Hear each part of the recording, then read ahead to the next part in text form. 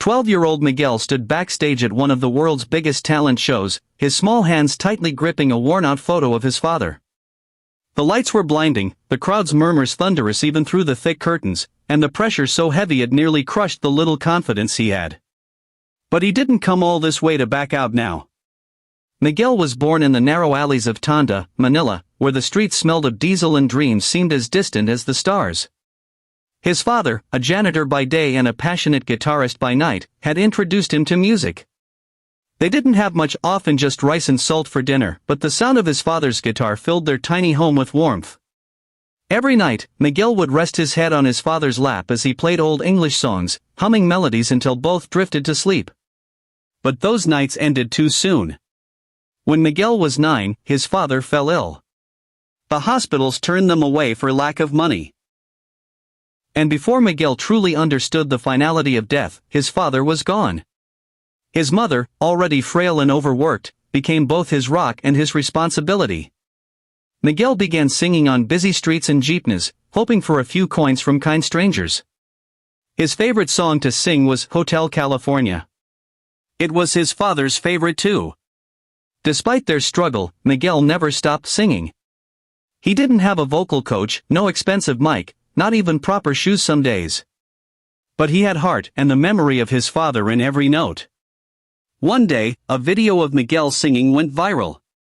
A tourist had filmed him outside a cafe in Manila. The boy's voice, raw and soulful, pierced through the noise of traffic and made thousands stop scrolling. Within days, an international talent show reached out. They offered him a flight, a chance to audition, and maybe, a future.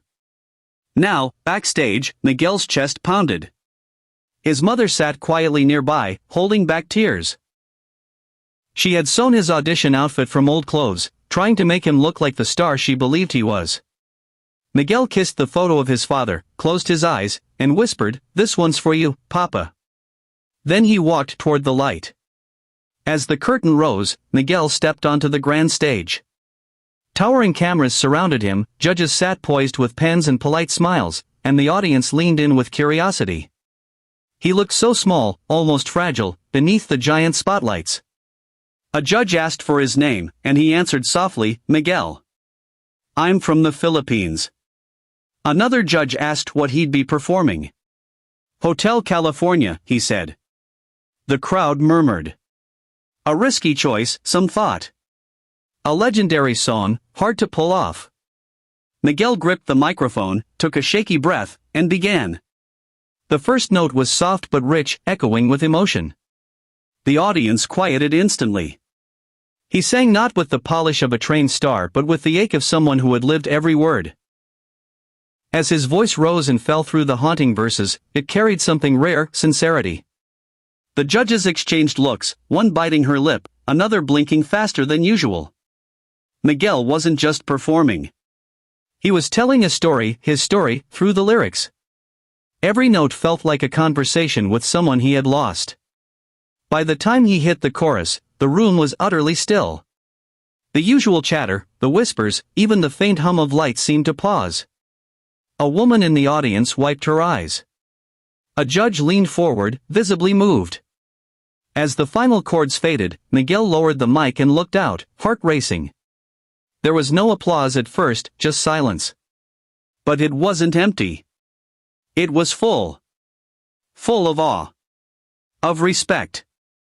Of something deeper than clapping could express. Finally, one judge stood up, voice cracking slightly. "Miguel, who taught you to sing like that?" she asked. He hesitated. Then replied, "No one. I just sing when I miss my dad." Another judge turned away, clearly trying to hide his tears. The crowd erupted in applause. People stood up, cheering, many still with tears in their eyes. And then, it happened. One of the judges, stern and rarely impressed, slammed the golden buzzer. In a flash, gold confetti exploded from the ceiling. It floated down like a slow-motion dream. Miguel covered his mouth in disbelief, then burst into tears. He looked to his mother, who had rushed to the edge of the stage, her hands trembling. The judges ran up to hug him. "That was the most heartfelt performance I've ever witnessed," one said. Another added, "You didn't just sing that song, you healed something in all of us." Backstage, the atmosphere was electric.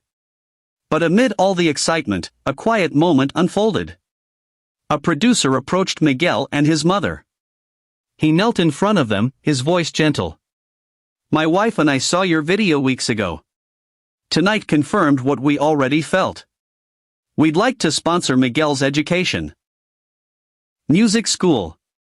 Anything he needs. We want to help." Miguel looked up in shock. His mother clutched her chest, overwhelmed. "But why?" she asked. The producer smiled. "Because sometimes, one voice can remind the world what love sounds like. Your son has that voice." Miguel didn't know what the future held. But at that moment, surrounded by confetti, applause, and strangers who believed in him, he felt something he hadn't in a long time: hope. Later that night, as the lights dimmed and the cameras turned off, Miguel sat in a quiet corner, still in his handmade outfit. He pulled out the photo of his father and whispered, "We did it, Papa." The stars outside the studio twinkled a little brighter that night, as if the heavens themselves had been listening. Sometimes, it's not the range or the rhythm that makes a voice unforgettable. It's the pain behind it. The love that shapes it. And sometimes, a boy from the slums of Manila can sing a song that reaches hearts across oceans. And reminds the world that even in loss, there can be beauty. Miguel stood alone beneath the blinding lights, his tiny frame almost swallowed by the vastness of the stage. The room buzzed with anticipation, but he couldn't hear it anymore. His heart thudded loud in his chest, and the microphone felt cold and heavy in his hand. Across from him, the judges sat poised, smiles courteous but cautious, the kind they wore for every young hopeful who stepped onto that stage. One of them leaned forward slightly. "Whenever you're ready." Miguel nodded once. Then he closed his eyes. The music began, those haunting, unforgettable opening chords of Hotel California. For a moment, he stood motionless. And then, he sang. His voice wasn't loud or flashy. It was something else entirely, low, aching, and soaked in emotion. It wrapped around every word like a whispered secret, and suddenly the audience wasn't watching a 12-year-old boy anymore. They were listening to a soul that had lived and lost and remembered. The polite expressions on the judges' faces began to shift. One blinked, confused by the lump rising in her throat. Another sat back, arms folded, trying to remain professional but visibly affected. The sternest judge, who rarely smiled and never cried, brought a trembling hand to her chest. She wasn't hearing a performance, she was feeling a memory she didn't even know she had. Miguel didn't just hit the notes, he carried them, like fragile things too precious to drop. As he reached the chorus, the entire room seemed to hold its breath. The spotlight glistened off the tears forming in his eyes, and in that moment, his voice cracked ever so slightly, just enough to make every heart in the room crack, too. The crowd was frozen. You could hear the hum of the lights above, the click of a camera shutter, even the quiet sob of someone in the third row. There was no shifting in seats, no whispering. Just silence. Reverent silence. He sang the final line slowly, delicately, as if letting go of something he had carried for too long. And then, the music stopped. Miguel opened his eyes. He was greeted by absolute stillness.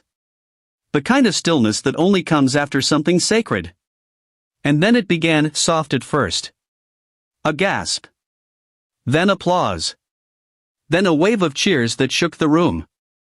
People rose from their seats, clapping through tears. Grown men wiped their eyes. A woman near the front whispered, "That little boy, he broke my heart open." The judges stood. One of them, her voice thick with emotion, said, "Miguel, I don't have words. You just made me remember things I thought I'd buried." That wasn't a performance. That was healing. Another judge leaned toward the mic. "You sang that like you'd lived every single lyric. Where does that come from?" Miguel looked down at the floor, then slowly up at the sea of faces watching him. He cleared his throat. "I sing when I miss my dad," he said softly. The room erupted again, but this time with a different kind of sound, a collective sob, a shared ache. It was as if, through his voice, Miguel had pulled everyone's grief into the light and made it feel okay to cry. In that moment, it didn't matter where he came from, how old he was, or that his shoes didn't match. He had done what few could do. He made the world feel. As the final note drifted into silence, Miguel stood frozen on stage. His small shoulders rose and fell with each shaky breath, the microphone still trembling in his hand. But the sound that followed wasn't what most singers might expect. There was no instant applause, no whoops or whistles. Just silence. A deep, overwhelming silence that filled the massive theater like a sacred pause. Thousands of people sat perfectly still, awed, suspended in a moment too fragile to break. Even the judges remained motionless, eyes locked on the boy who had just poured his heart out through a classic rock song that now somehow belonged to him. The light seemed softer now, golden and almost reverent. Miguel blinked, unsure. Had he done something wrong?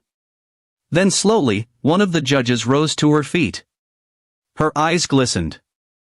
Her voice, when it came, was barely above a whisper. "Who taught you to sing like that?" Miguel looked down at his worn sneakers. He hesitated, then lifted his head with quiet strength. "No one," he said softly. "I just sing when I miss my dad." The words struck like lightning. In the second judge's eyes, the tears began to fall quietly at first, then freely. He didn't even try to hide it. His voice cracked as he leaned into the mic. "That was the most heartfelt performance I've ever witnessed. Ever. You didn't just sing that song, you lived it." A stunned hush returned, more powerful than before. And then... slam! The loud clang of the golden buzzer echoed through the hall like thunder. For a split second, Miguel didn't react, he didn't understand. But then came the sound of confetti cannons firing, and suddenly the air filled with shimmering gold. It floated down in slow, magical waves. Miguel's eyes widened. His hands shot to his face as the tears spilled over. He dropped to his knees, overwhelmed. The moment had become too big for him to hold.